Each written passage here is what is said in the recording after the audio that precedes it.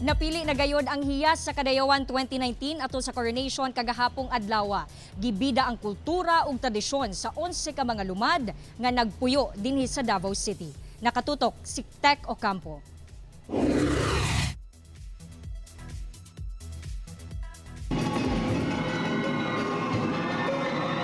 Nahimong colorful ang cultural dance presentation sa 11 ka mga kandidata, kinsa nagrepresenta sa 11 ka mga tribo sa Dakbayan sa Davao atol sa coronation sa hiyas sa Kadayawan Domingo sa hapon.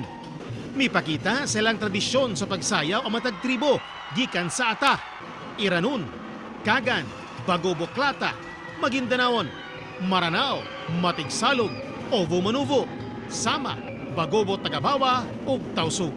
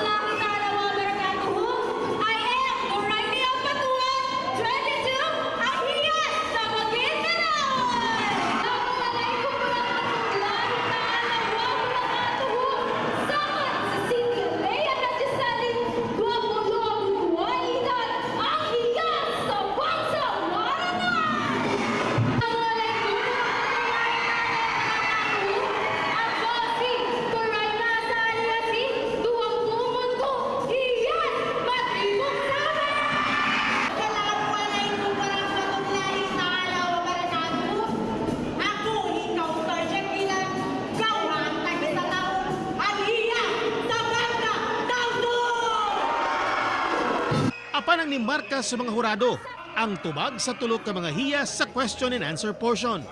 How does social media help in promoting in your culture?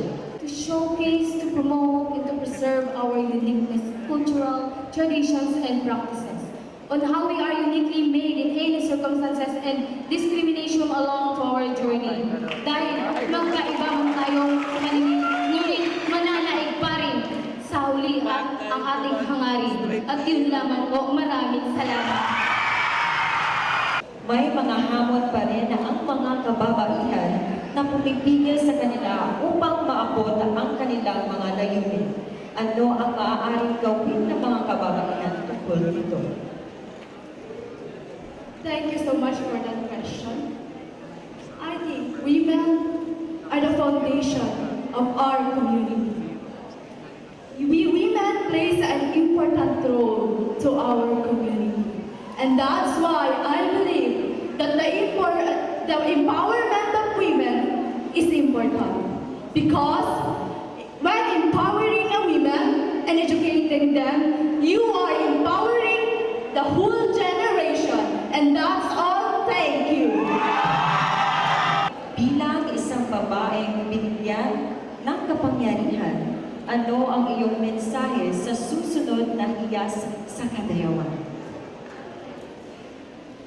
As a Muslim Filipino, my message to the next hiyas sa Kadayawan is to never ever deny your background, that we have the right to lead and influence the millennials, and we have the power to have the great responsibilities that we own, and we should be really, really proud of where we came from, and we should never ever deny our background and have self-confidence and also course, to be a good citizen in this country, our Philippines. Thank you so much.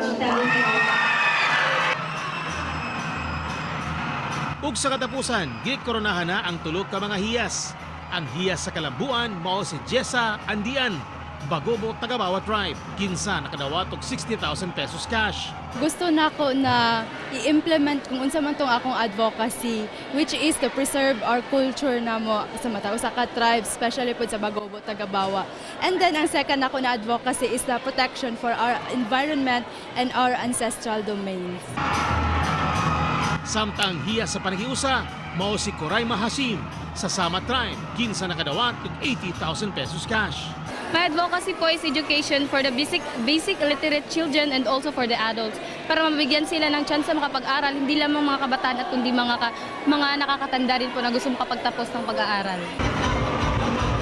Ug ang nakoronahang hiyas sa Kadayawan 2019, mao si Nuraine Ampatuan gikan sa Maguinadanaon Tribe, kinsa nakadawat og 100,000 pesos nga cash prize. To the millennials and new generation is that always remember where you came from, never ever deny your background and have self-discipline.